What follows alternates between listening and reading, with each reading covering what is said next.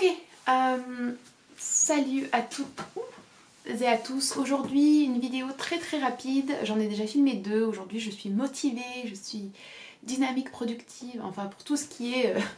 pour tout sauf pour l'ancien français, qui est ce que je dois travailler en premier lieu. Mais anyway. Aujourd'hui, j'avais envie de revenir très brièvement et très rapidement, du coup de manière assez synthétique, sur ma vidéo Pourquoi je ne veux pas d'enfants.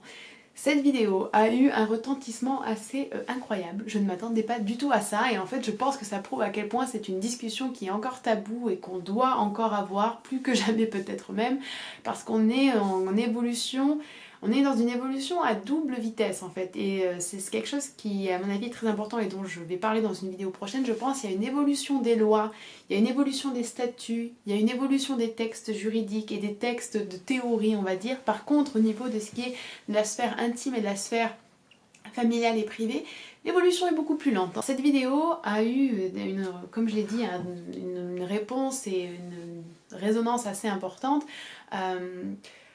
Majoritairement positive, majoritairement par beaucoup de femmes qui se reconnaissaient dans cette position-là, dans ce ressenti-là, dans ces émotions et qui m'ont manifesté un grand soulagement et un grand soutien, en fait, soulagement de voilà, il y a d'autres personnes qui pensent comme moi, ça fait du bien d'entendre quelqu'un qui en parle et ça vraiment c'est quelque chose, à chaque fois que je poste une vidéo et que vous voyez, je reçois des messages de personnes qui me disent j'ai passé le pas, je suis végane, ça me fait du bien d'entendre parler de ça, ça fait du bien d'entendre ce genre de discours. Vraiment pour moi c'est vraiment les raisons pour lesquelles je fais les vidéos. Donc voilà.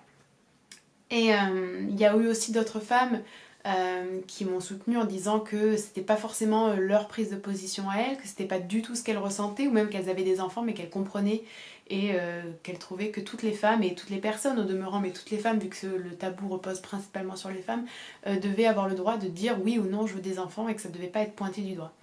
Après, je vais pas vous mentir, il y a beaucoup de gens aussi qui ont réagi très négativement à cette vidéo. Alors la première chose, c'est que beaucoup de personnes apparemment ont mal compris l'un des points que j'abordais et où je disais qu'en fait, on venait au monde sans enfant, que jusqu'à ce qu'on ait un enfant, en général entre peut-être, je sais pas moi, 22-30 ans, on avait donc connu la plupart de sa vie un état où on n'avait pas d'enfant. On était un être seul, indépendant, autonome, on ne devait pas s'occuper d'un autre être a priori, et où c'était donc la condition dans laquelle on avait vécu toutes ces années, dans laquelle on se connaissait le mieux.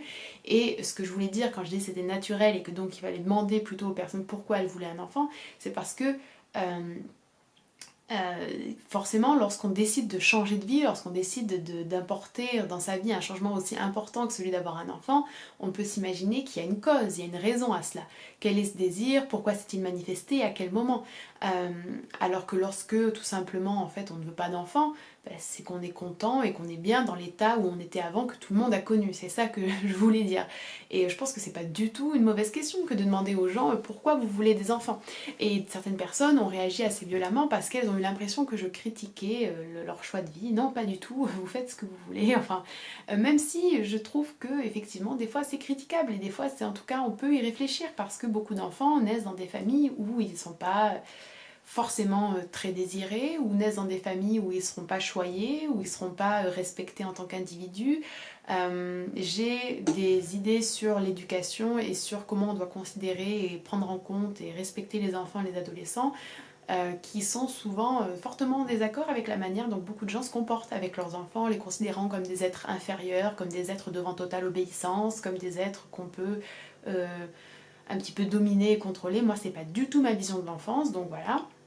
Je pense qu'il y a aussi beaucoup de gens qui font des enfants parce que c'est normal, il y a des personnes qui font des enfants pour faire plaisir à leur conjoint ou conjointe, enfin, il y a des tas de situations en fait où on peut réellement, c'est tabou de faire ça en fait, parce que c'est un peu une liberté de base, et puis parce que c'est aussi un peu cette question de c'est normal, c'est l'instinct, on est fait pour ça. Mais je trouve qu'on peut questionner pourquoi les gens ont des enfants parce que des fois les réponses sont assez intrigantes, voire nous laissent assez perplexes. Voilà, c'est ce que j'avais envie de dire. Une autre chose, c'est que beaucoup de personnes aussi, pas beaucoup de personnes, mais j'ai reçu des messages et faut pas croire, ces messages sont moins rares qu'on pourrait le croire et je les reçois sur plusieurs vidéos, m'accusant de détruire l'Europe, de détruire la race blanche. J'ai vraiment envie de mettre ça dans cette vidéo parce qu'il faut faire la lumière sur ça. Je trouve qu'on n'en parle pas assez souvent et lorsqu'on voit ça, on se dit que c'est juste des petits trolls ou des petits extrémistes, des fascistes. Alors certes, c'est des extrémistes et des fascistes, mais faut pas tourner, comment on dit, turn a blind eye, il faut pas ignorer ce genre de phénomène, parce que c'est en les ignorant qu'on les assoit, qu'on les normalise, qu'on les laisse prendre de l'ampleur, et après on se retrouve avec des choses pas très très jolies. Donc voilà, en tant que femme et en tant que femme blanche, lorsque je dis que je ne veux pas d'enfants, ayant par le passé toujours posté des vidéos où je défendais le féminisme, où je défendais l'interculturalisme et le multiculturalisme, où j'ai déjà parlé des musulmans, de l'islam et de pourquoi c'était les premières victimes du terrorisme, où je parle des questions raciales, etc. Lorsque je dis que je ne veux pas d'enfants, et lorsque j'ai déjà dit que je trouvais ça très étrange de n'être attirée que par les gens blancs quand on est blanc, enfin vous voyez où je veux en venir, on me dit souvent en fait que je détruis la race blanche, soit parce que je vais fréquenter des personnes non blanches, soit parce que je ne veux pas d'enfants, et que c'est à cause de personnes comme moi que l'Europe court à sa perte. Voilà ce à quoi on s'expose lorsqu'on dit je ne veux pas d'enfants. Voilà. Et le dernier point qui est différent, c'est que beaucoup de personnes m'ont demandé et l'adoption, qu'en penses-tu? Alors c'est vrai, et je pense que ça s'est bien sorti dans la vidéo, j'ai un gros dégoût de la maternité et de la grossesse, ça c'est sûr.